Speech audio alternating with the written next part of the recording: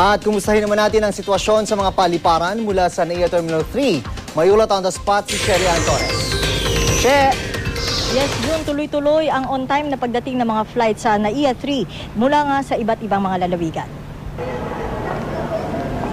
On-time dumating sa NAIA 3 ang naunang flight mula Cebu, Catarman, General Santos City, Caticlan at Ozamay City. Ang magkaibigang sina Genevieve at Junifer nakisabay sa maagang pagbabalik Maynila ng mga pasahero ngayon.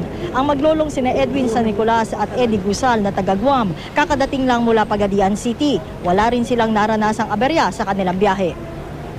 Hospitality and yeah, it's just a good place to come and vacate, you know. This is already my second time here within like 3 months. I came in November and I'm back again. I'll be back again.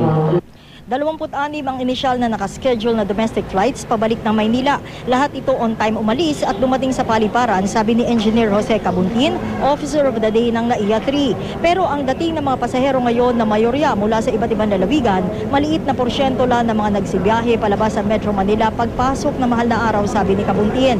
Ang bulto ng mga babalik na pasahero, inaasahan na dadating bukas, araw ng kagitingan na huling araw naman ng long weekend. Kaya payo ni Cabuntin sa mga sasakay na eroplano pabalik na Maynila, pumunta sa airport 2 oras bago ang kanilang flight schedule.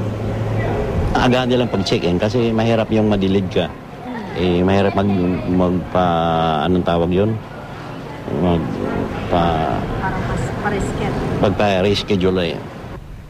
June, muli ring paalala ng mga airport official sa mga sasakay ng mga pasahero sa eroplano na kung maaari daw, iwasan na maglagay ng mga matutulis na bagay dun sa kanilang mga hand carry bags. Gayun din yung mga ammunition o bala, pati na yung ibang mga liquid na ipinagbabawal para maiwasan ng delay. Samantala, June, yung may mga tanong daw tungkol naman sa kanilang mga magiging biyahe, maaari i-access ang DOTC hotline sa 7890, gayun din ang ligtasbiyahe.org. Yan muna ang latest mula dito sa NAIA 3. Balik sa iyo, June. At habang hindi pa tapos itong mahabang bakasyon, ay mananatili ba yung state of alertness ng ating mga paliparan, siya? Oh, June, ito yung sinabi sa atin kanina nitong si Engineer Cabuntin, 24-hour operation yung nangyayari sa kanila at talaga nagdo-double time. Pareho pagdating sa security at ganun din pagdating dun sa pagtanggap ng mga lumalabas at mga dumarating naman ng mga bisita dito sa NAIA 3. June? Alright, maraming salamat, Sherry Ann Torres.